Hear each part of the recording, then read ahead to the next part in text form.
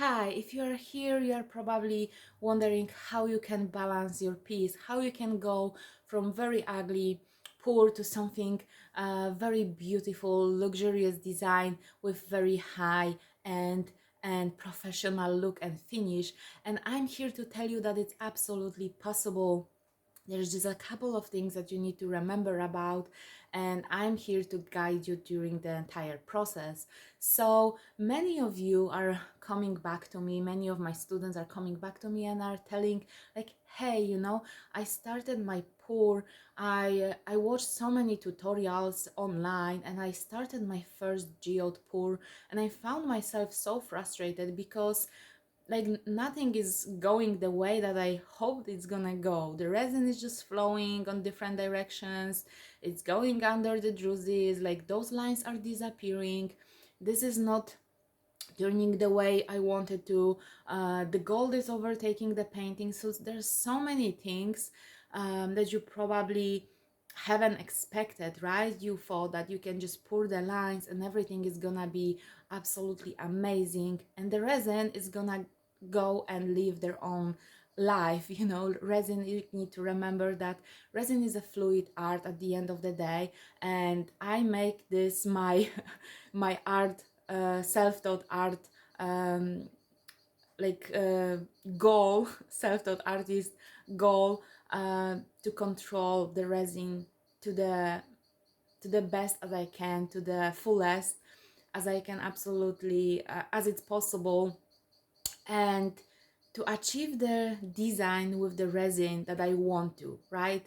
I don't want to have just a random result, but I'm also here to tell you that it's always some percent of the chance. Even it doesn't matter if you are a beginner. Maybe if you are beginning, there's like 50-50 chance that the resin is gonna do something unpredictable, and then you just work with this medium, get to know this medium, and start to learn how it's behaving, and with proper techniques of pouring and experience, you can start to navigate resin more. But in this video I want to talk about rebalancing the piece. It's absolutely possible to rebalance the piece that you already poured and you are not happy with.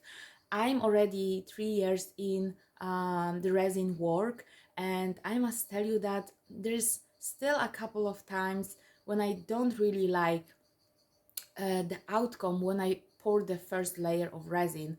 And pouring the first layer of resin in the complex geode art painting is just one of 15 steps approximately.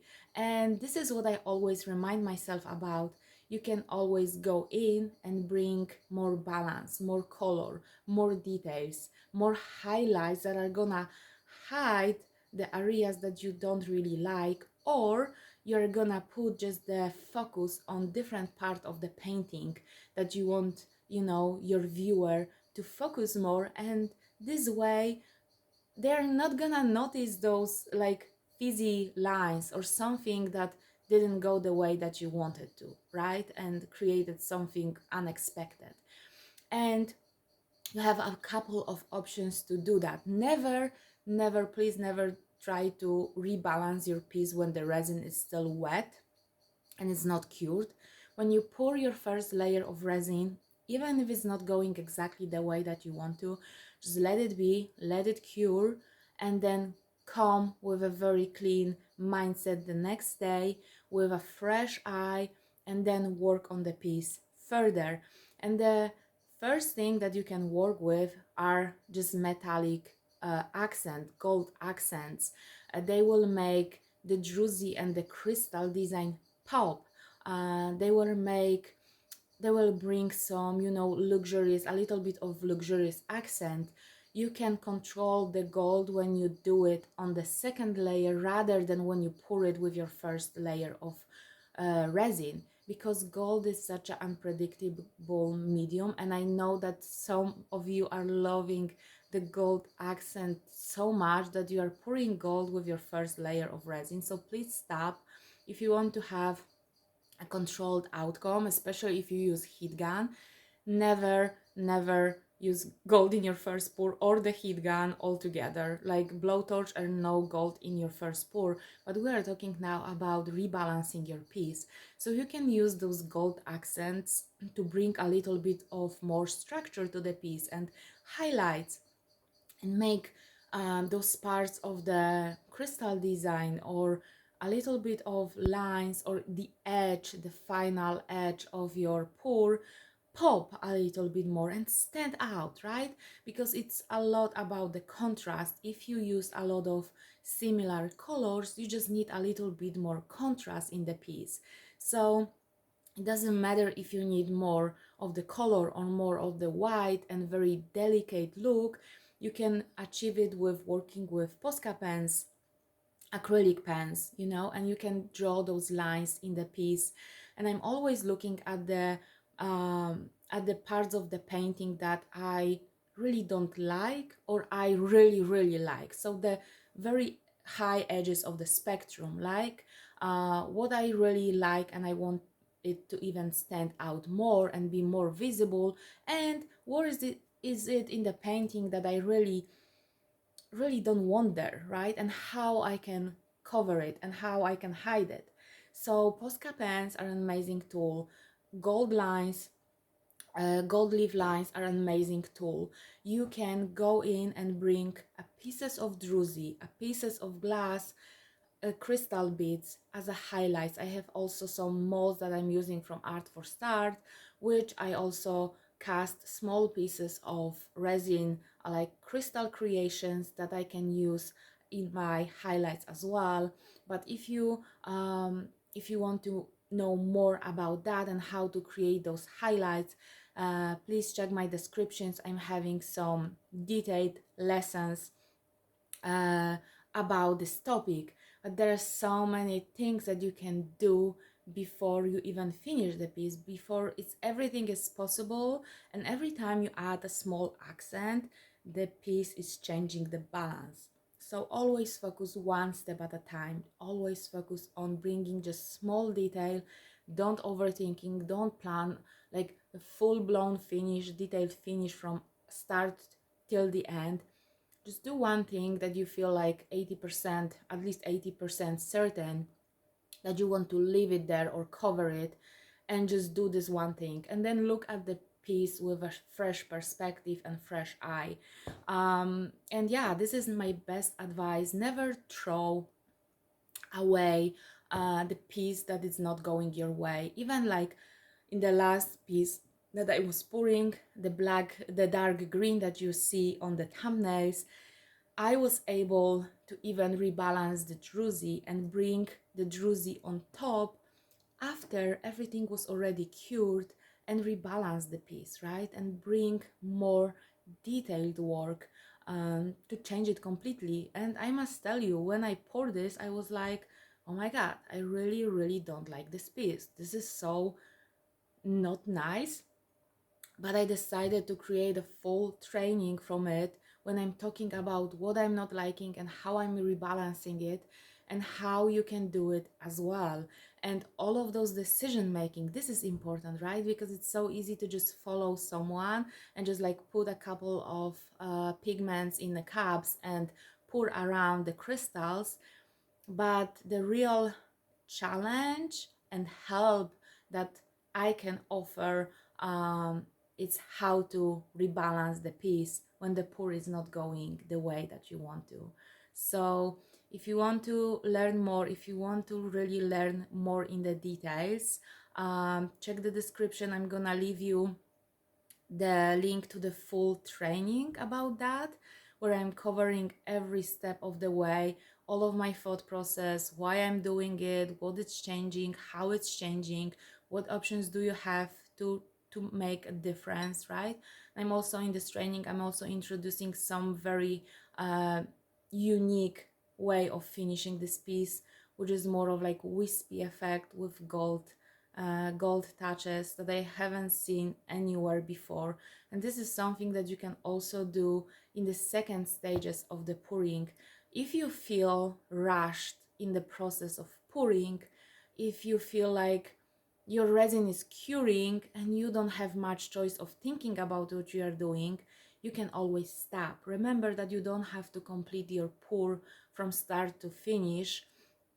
If you feel tired, if you feel overwhelmed, if you are not knowing what you are actually doing and where is the artwork taking you, just make a break, take a break, make a, stop and revisit the artwork the second day. And I was out of the resin at some point, and I was having a little pieces of canvas still not covered, and it was with the gold background. And I was like, you know what, I'm gonna revisit this project, and I'm gonna see how it's gonna be the best way to finish it. And you have so many options, right? If you leave a little bit of the canvas open, you can leave it as it is, you can finish it with the texture, you can finish it with some completely different wispy pour effect, and it's gonna even bring more interest to your painting, just because you take a break and you think about what this painting is gonna need later and how to finish it differently. um, Never go into pouring with just like a mindset of, oh, I just need to make lines and pour all of the resin that I'm having, and it doesn't matter how it's gonna go, right? um, don't do very random fast pours on top of your canvas, because this is what's make difficult to finish the detail work later.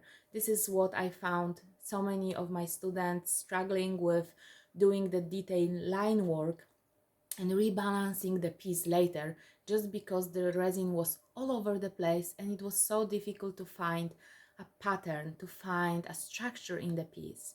And of course, the line work with your pens, it can give nice balance and structure in your painting, but it's also something that it's gonna flow together with your crystal design and with your resin shape, with the lines of the shape that resin is gonna give you when you first pour.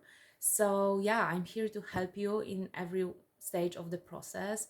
I'm here to tell you that it's absolutely possible to rebalance the piece.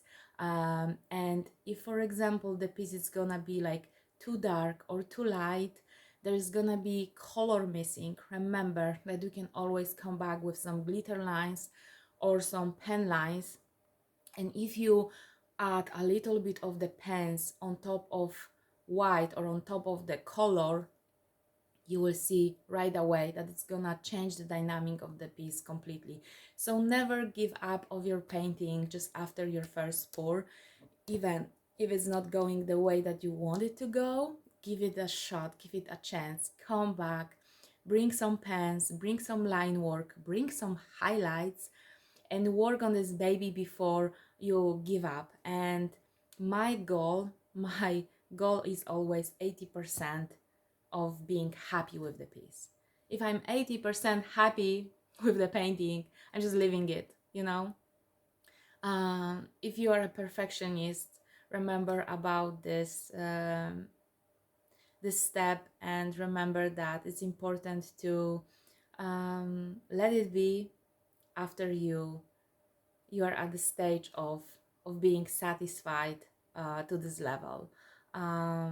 Because overworking the piece, it's also another spectrum of the balancing it, and it's another extreme, from giving up on the piece to the other extreme is to overwork it. So yeah, I'm here to guide you, I'm here to help you. I'm gonna share so many other tips on another videos. I'm gonna bring so much value, so stick around, subscribe, like the video. The more of you are gonna subscribe and like those videos, the more time I'm gonna show up here, and I'm gonna produce more and more and more content for you guys, to take as much value as possible from my years of experience as resin artist. So I'm gonna see you in the next video. Check the description, leave me a comment of what you liked in this video the most and what you are missing, and I'm gonna create more of those tips videos for you in the next days.